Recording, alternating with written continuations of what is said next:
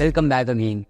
So in last video, we learned the very basics of Figma. You know, how you can design your very first design, how you can export it. So those are some very basic tutorial. So now with this video, we're gonna jump a lot deeper into the depth of Figma. We're gonna understand what the best practices are and how different tools of Figma makes our life a lot easier.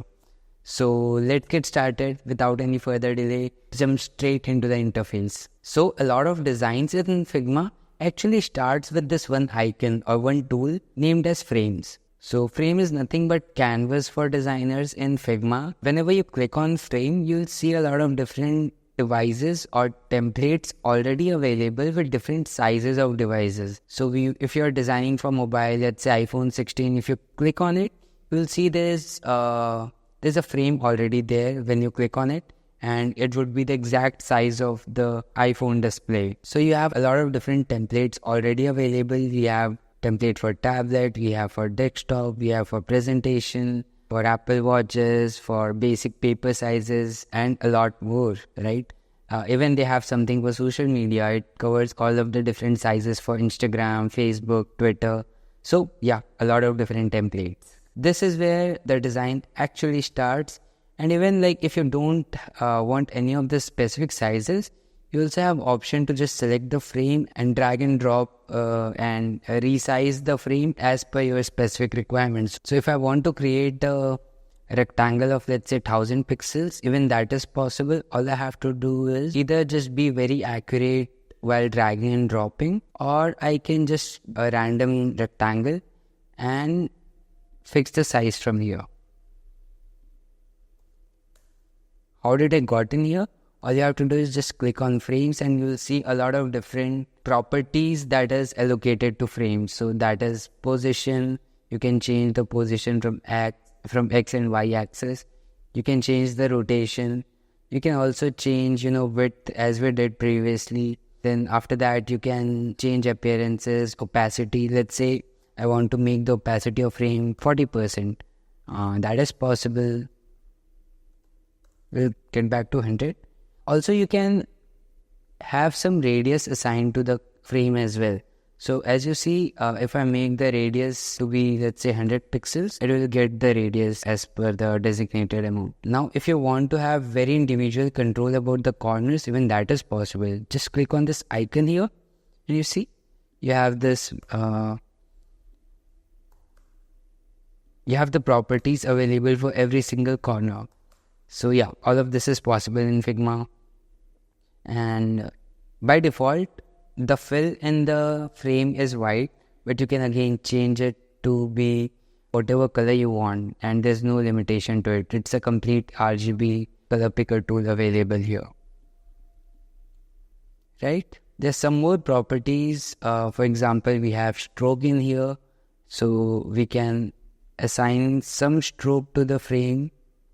You can choose whether it's outside of the frame, it's inside, or it's center, right? So it will change the stroke accordingly. And we can also, again, like let's assign some radius. Let's make the stroke black. I want to change the background of this to be, something different so that I can see the frame better. So let's make it white. I'll also make the frame white.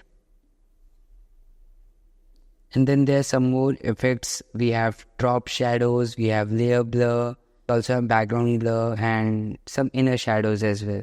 So these are very advanced properties that you can play with. These effects are very helpful when you are designing for mobile application. You want to have drop shadows with the cards. So all of these things are very helpful. Now, a lot of people may use this layout grid to basically whenever you are designing for web, you would want to use layout grid for let's say different sizes. It will make the development works a lot easier. So I kind of prefer the 12 by 12 like the 12 layout, 12 column layout, and it makes things a lot easier. But a lot of different people may choose different layout. But this is a very advanced thing. You may not have to use it just right now. So this is for later. By the way, if you want to remove any of the property, you can just click on the minus button and that will get removed completely. Let's say I've made it black and then I want to revert it back to the normal. I can just click on remove and voila, we have removed the properties completely. And then whenever you select the frame, at the last, you'll see an export option. So yeah, everything that you design inside the frame, it stays there, like no matter wherever you want to kind of, change the position of the frame. And every element that comes inside the frame stays inside the frame until unless you manually go and change the point of reference for the particular design element. So yeah, this was all about frame. If you want to go into the better details, what we'll do is let's just have a very quick design for our Instagram post.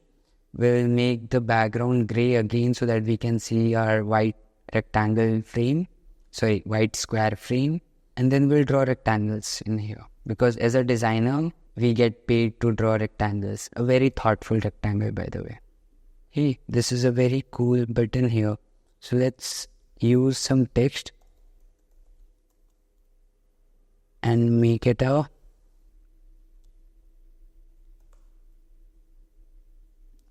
potato. Yep. Now you'll always see that there's some lines available whenever you're dragging and dropping. These are snapping grids, and it basically helps you make sure that your design element is aligned as per the different point of references. So since we are inside the frame, you'll see that the point of references is considered as a frame. You'll be guided by the Figma to make sure that your design is aligned as you want it to be. Now this design, like this text right now, is completely vertically as well as horizontally centered. If I group it all together, the rectangle and the button, and press Command G, you'll see this will become one specific group. If I just keep it somewhere here and select this and use any of the alignment tool, you'll see that it gets automatically aligned as per the reference, that is our frame in here. So yeah, this was about frames and the alignment